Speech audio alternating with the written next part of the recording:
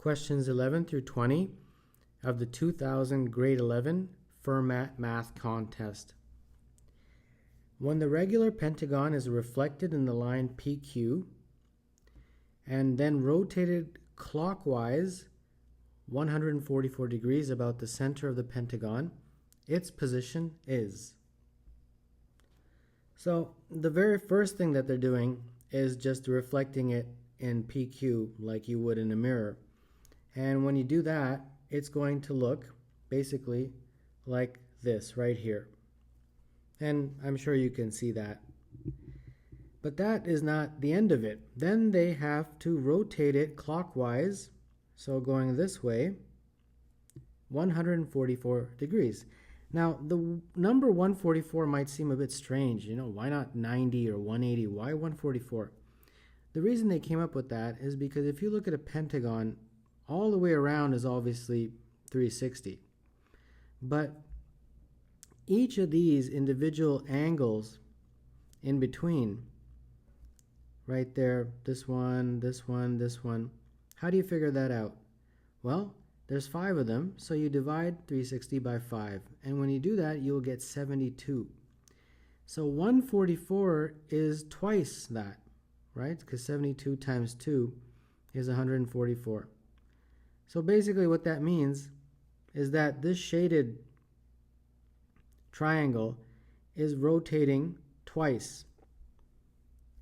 Once would be to the next spot. So if you rotated it once, it would go to here. But if you rotate it twice, 2 times 72, it will end up there. So which of the answer choices looks like that? It's this one right here. So 11, the answer is C. In the expression 15 to the power of 6, 28 to the power of 5, and 55 to the power of 7 was evaluated, it would end with a string of consecutive zeros. How many zeros are in the string? So this will involve some manipulation of these numbers, and we are trying to get as many tens as possible. So this looks like 3 times 5 to the power of 6 for each. 28 breaks up into 2, 2, and 7, and each you have to put the exponent.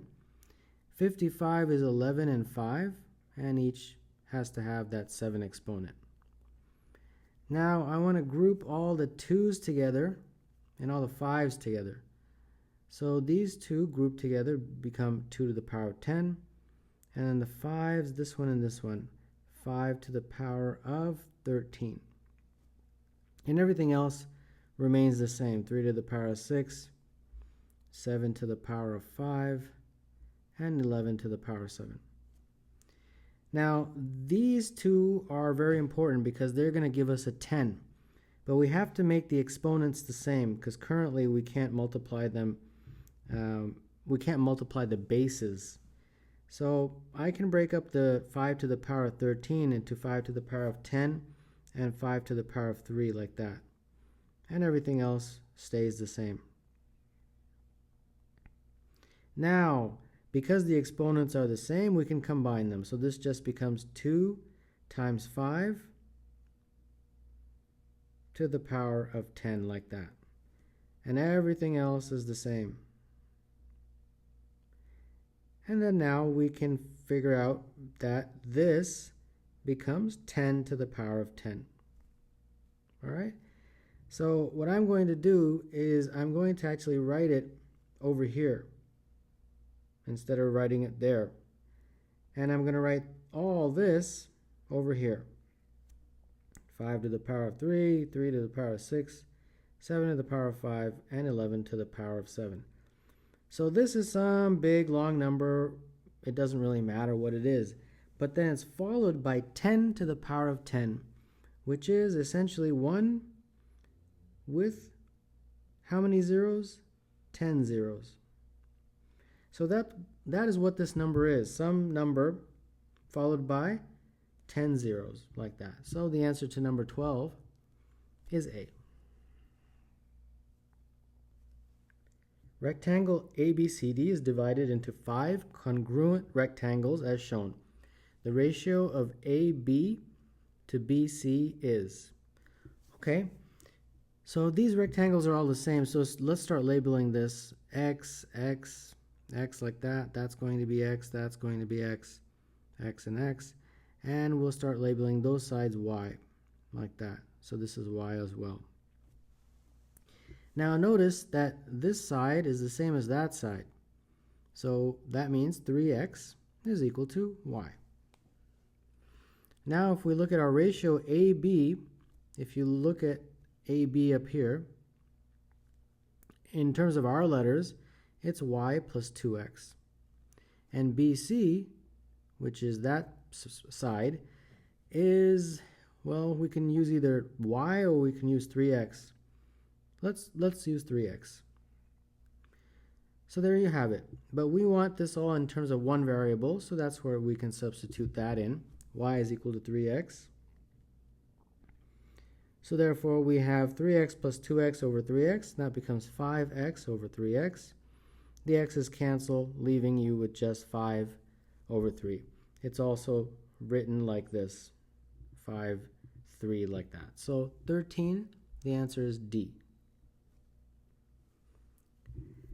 In the regular hexagon ABCDEF, two of the diagonals FC and BD intersect at G. The ratio of the area of the quadrilateral FEDG to the area of BCG is. So they want you to figure out first the area of this quadrilateral right there, FEDG, and they want you to compare it to the area of that triangle, which is BCG.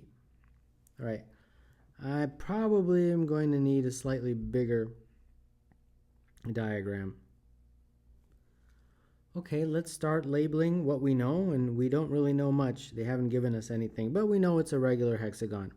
So that means all the sides are the same. So I'll just call them X, like that. And we know that this is a right angle, and we know that this is a right angle. Now, in a hexagon, the sum of all the interior angles, these angles right here, this one, that one, that one, that one, and that one, are equal to 720. And therefore, each angle is 720 divided by 6. So each angle is 120. So basically, every one of these that I just drew is 120. So therefore, if this is a right angle, and this whole thing is 120, that means that this angle in here is 30, like that. And since this is a right angle, this angle becomes 60. So the first thing I'm going to do is I'm going to draw this triangle, but I'm going to draw it over here so that we don't get too messy in the diagram. So this triangle right here, BCG, I just drew it over here. So this is B, G, and C. So this is 60 degrees, this is 30 degrees.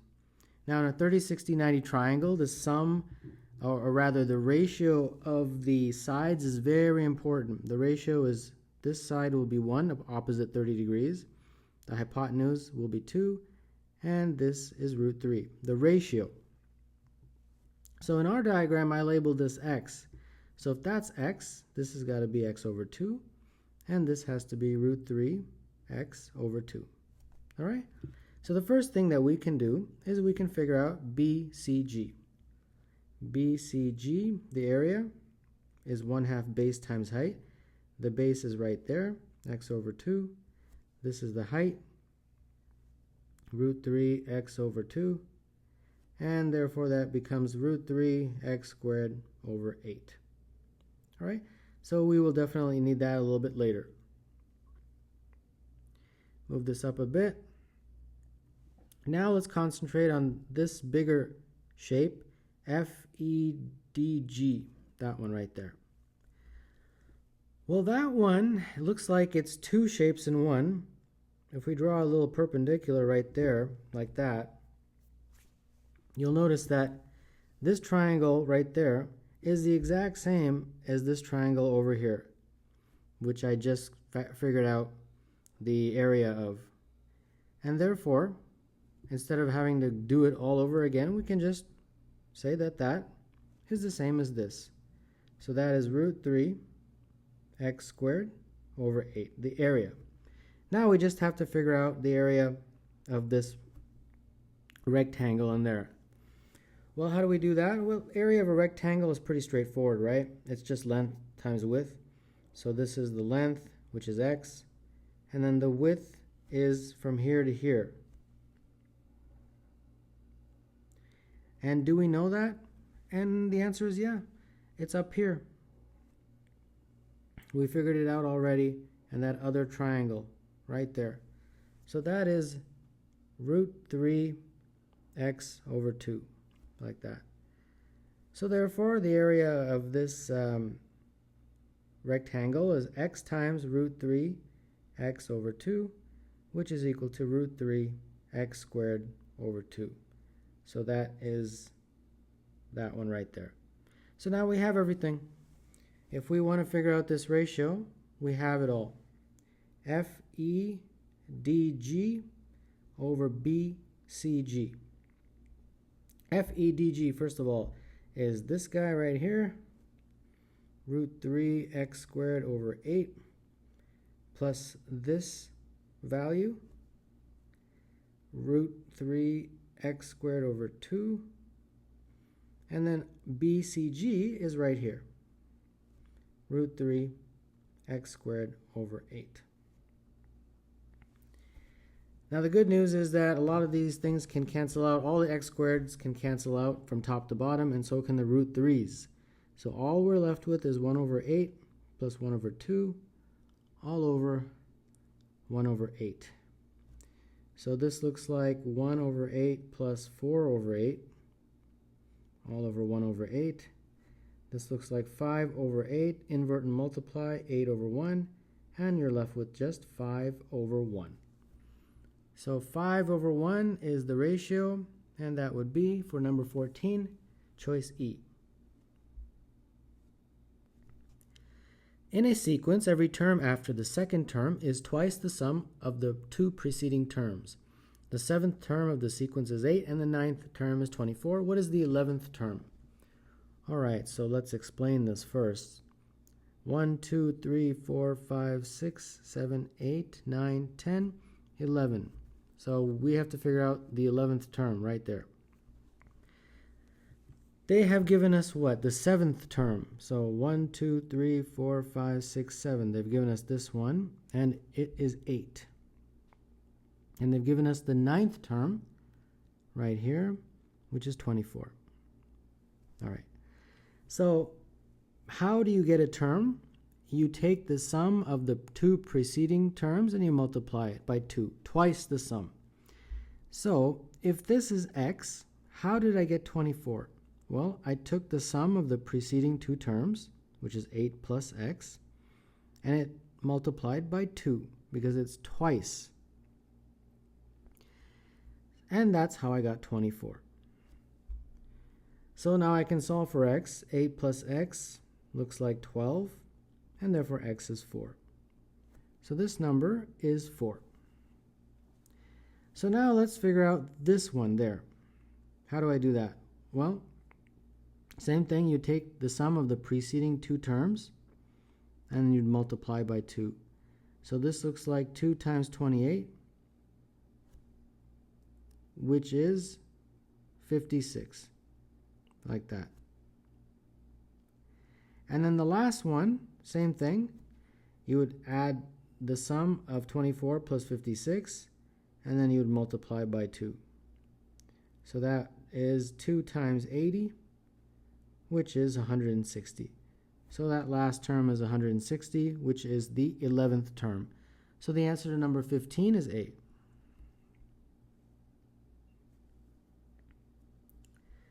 The digits 2, 2, 3, and 5 are randomly arranged to form a 4-digit number. What is the probability that the sum of the first and last digits is even?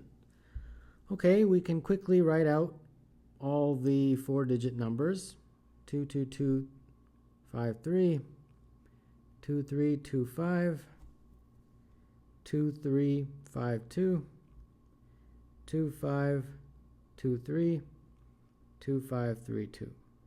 And then we'll have 3, 2, 2, 5, 3, 2, 5, 2, 3, 5, 2, 2, and then they got 3 more, 5, 2, 2, 3, 5, 2, 3, 2, and finally 5, 3, 2, 2. So it looks like there's 12 numbers that we can create. And then they want the sum of the first and the last digits to be even. So what I'll do is I'll write sum, and we'll figure out the sum of the first and the last for each of these. So this first one, the sum of first and last is 7. Next one is 5, this one is 7, this is 4, this is 5, and this is 4. For this one, the sum of the first and the last is 8. We've got 5, 5, 8, 7, and 7. So how many resulted in a sum of the first and last digit as even? This one, that one, and that one. So 4 of them.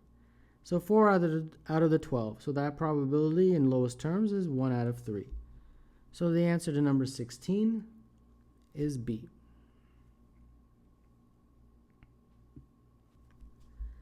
Three circles have centers A, B, and C with radius 2, 4, and 6 respectively. The circles are tangent to each other as shown. Triangle ABC is. All right, let's blow it up a little bit. So here we go, a little bit larger. Let's draw the connecting lines there from the centers. And we got a little triangle there. And then now what we'll do is we'll label the radius, the radii. That's the plural for the word radius. So this one is 2, this is 4, this is 2, this is 4, this is 6, and this is 6. So if I were to draw that triangle, it looks like this side is 6, this side is 8, and this side is 10. And hopefully you know that 6, 8, 10 forms a Pythagorean relationship, because 8 squared plus 6 squared is equal to 10 squared. And therefore, since this is true, this is a right angle. And that represents the angle at A. So of the answer choices, the one that is correct is right here that says that A is 90 degrees. So 17 is C.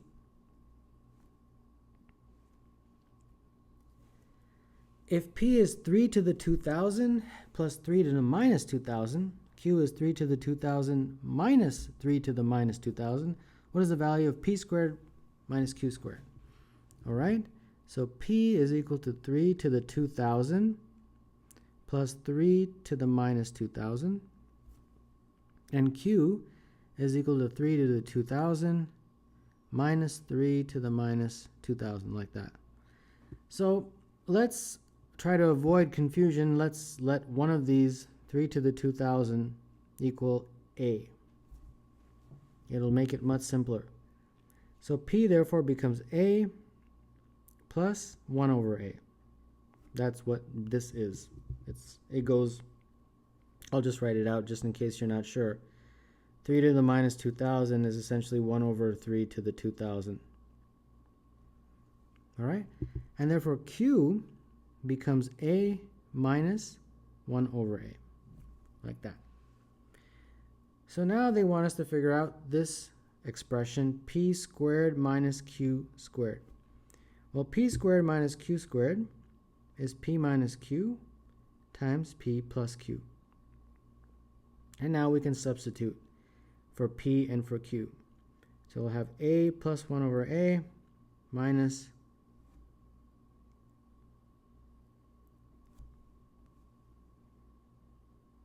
A plus 1 over a. Be careful because it's minus minus. And then p plus q becomes a plus 1 over a plus a minus 1 over a, like that. Now let's see here, the a's cancel, so we just get 2 over a there. And in this one, it looks like this 1 over a cancels with minus 1 over a, so we just get 2a like that. So this looks like 4a over a, and that just leaves you with 4. And that's it. It's simplified to a very nice number. Great. So the answer to 18 is 4, which is choice E.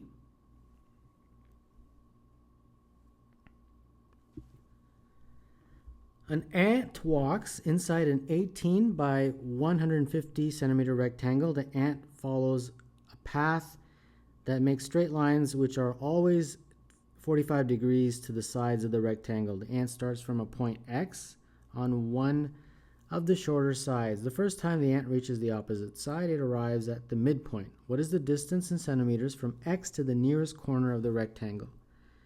Okay, so we definitely need a diagram, and I will try my best to explain what is going on.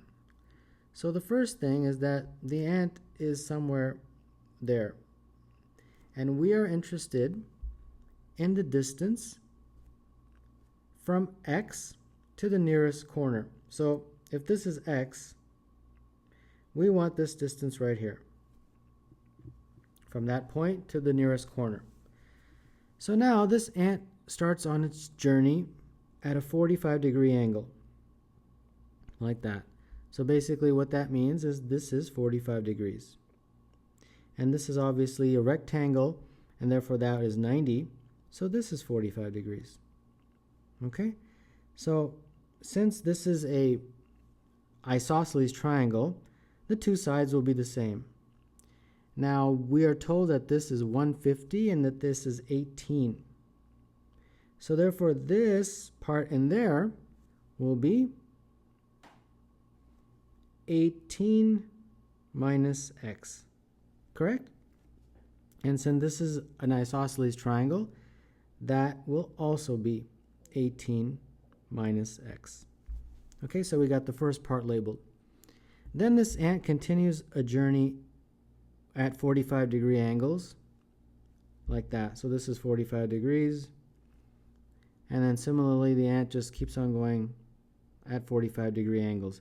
And then finally, they say that the ant, when it reaches the opposite side, it arrives at the midpoint. So it arrives here, the midpoint.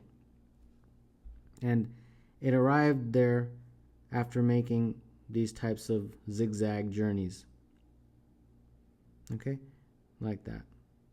And I obviously don't have enough space to do it all, so I just dot, dot, dot. You get the point. Goes up, goes down, like that. So let's start figuring out where we are actually in terms of our distances. So what I'm going to do is I'm going to draw some verticals here, actually from the top down like that, just to give you an idea of what's happening, like that. Okay? Now notice one thing here. This is 45 degrees because it's always traveling at 45 degrees to the opposite side. And this is a right triangle. So this side will be the same as this side, since it is isosceles. And this side, top to bottom, you know already, it is 18. So therefore, since this is isosceles, this side is also 18.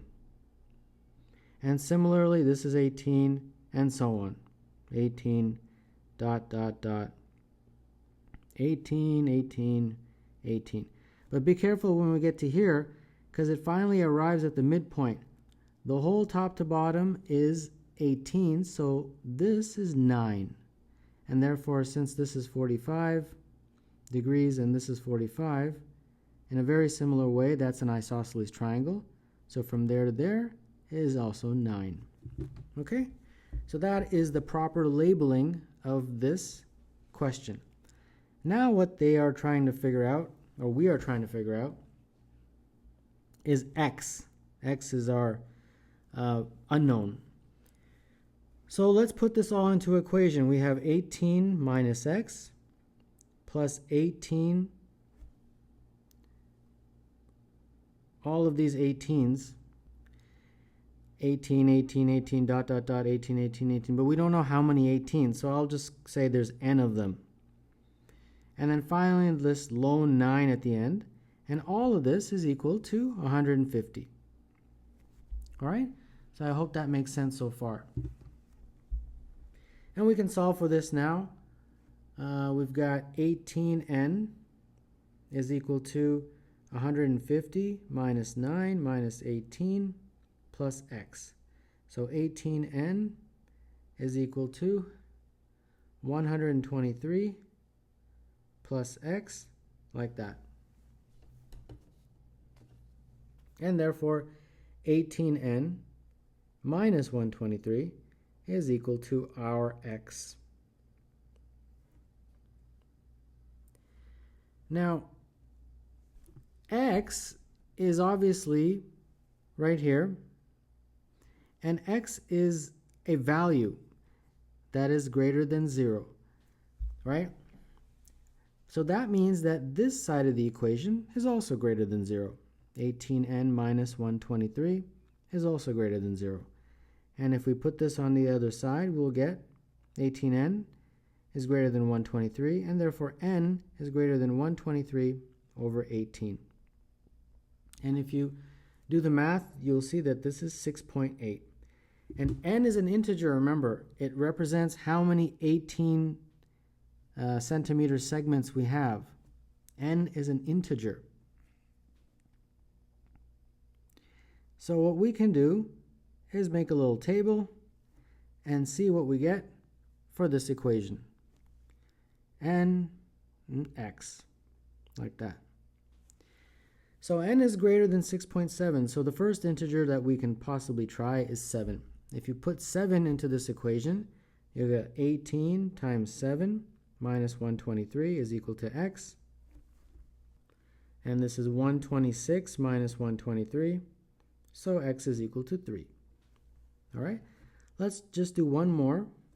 If n is 8, what happens to x? Well, if n is equal to 8, we'll have 18 times 8 minus 123 is equal to x, which means x is equal to 21. But if you look on our diagram, x can't possibly be 21. The whole distance from top to bottom is only 18.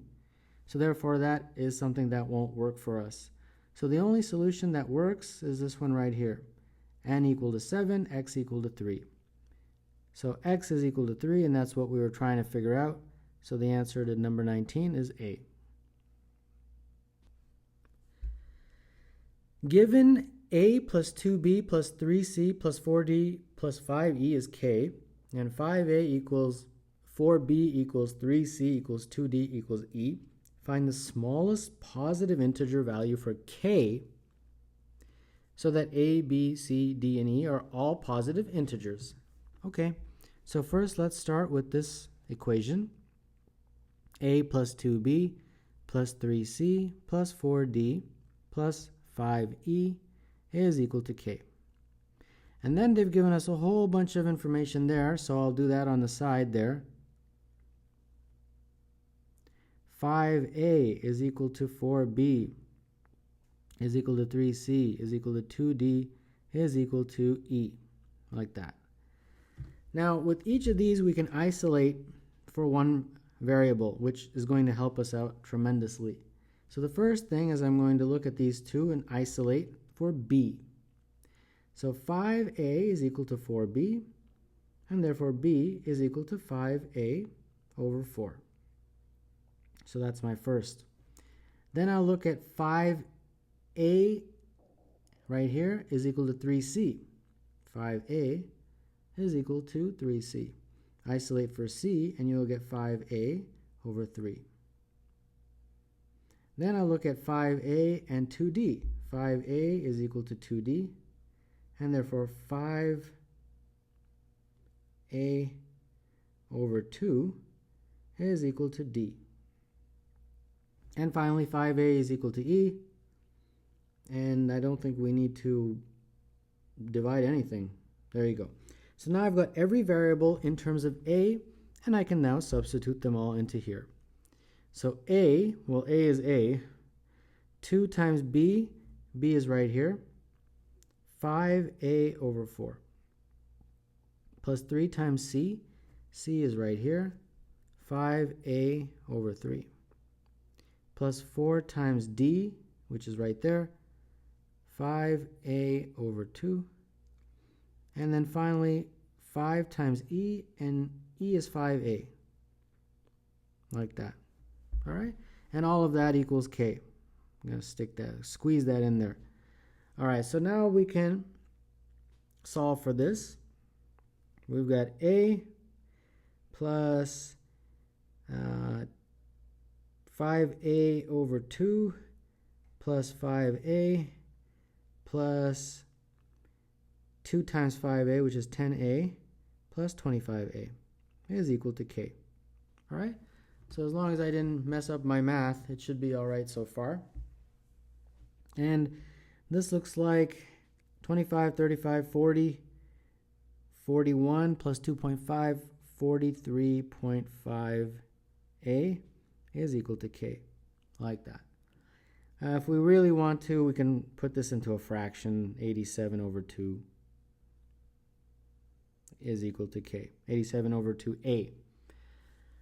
And therefore, finally, isolating for A, we get K times 2 over 87. Like that. And now, what do we do? Well, we have to find a K to make A, B, C, D, and E all positive integers. So I've got to figure out A, B, C, D, and E in terms of K. Well, I already did that for A, so now let's do it for B. B is equal to 5A over 4. So that means 5 over 4 times A, which is 2K over 87, which is 10. I probably can do this in a little bit more lowest terms. The 2 and 4 cancel, so it becomes 5K over 2 times 87, so 174. All right? So that's B equals B. Now let's do it for C. C is equal to 5 over 3A. So that's 5 over 3. A is 2K over 87, and which is 10K over 261. That is C. And D, which is right there, 5A over 2, which is 5 over 2 times 2K over 87, which is 5K over 87 for D. And finally, E, which is 5A, which is 5 times 2K over 87, and that will be 10K over 87. So what can K be so that A, B, C, D, and E are all integers? And they've given you some answer choices here. 87, 22, 10, 120, 60. So let's see if 87 does that. If K is 87, this would become 2 times 87 over 87, which would make it 2. If K is 87 here, this would become 5 times 87 over 174, which is 2.5. So, sorry, 87 is not a right answer. So we gotta get rid of those and try another number. 522 is our next one. So let's try 522. If K is 522, then A becomes 2 times 522 divided by 87, which is 12. If we have 522 for K, B becomes 5 times 522 divided by 174, which is 15. If C is calculated with K as 522, we get 20. And if D is calculated with 522, we get a value of 30.